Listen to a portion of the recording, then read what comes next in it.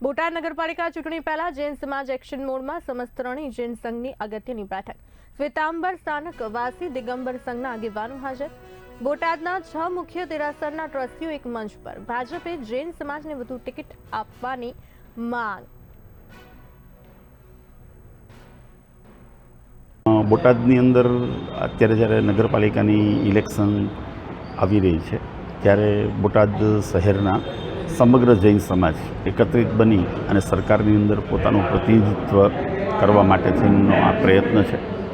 સરકારની અંદર અમે આર્થિક રીતે સંપન્ન માણસો હોઈએ પણ સરકારની અંદર અમારો જૈન સમાજનો કોઈ મોટો અવાજ ન હોય।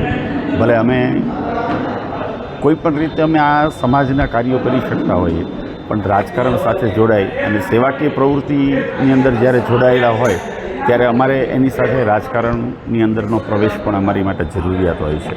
અને એ માટે થઈને અમે સરકારને વિનંતી કરીએ છીએ કે નગરપાલિકાના ઇલેક્શનની અંદર બહોળી સંખ્યાની અંદર જૈનોને પ્રતિનિધિત્વ મળે। ગઈકાલ રાત્રે બોટાદ શહેરના સમગ્ર ત્રણેય ફિરકાઓના જૈનોની એક મિટિંગ મળી હતી અને એની અંદર એક જ અવાજે એવું નક્કી કરવામાં આવ્યું હતું કે સરકાર પાસે આપણે નક્કર રીતે માગણી મૂકવાની છે કે સરકાર આપણને પ્રતિનિધિત્વ આપી અને આ સરકારના સહયોગની અંદર અમે જોડાઈ અને અમે આ નગરપાલિકાની અંદર અમારું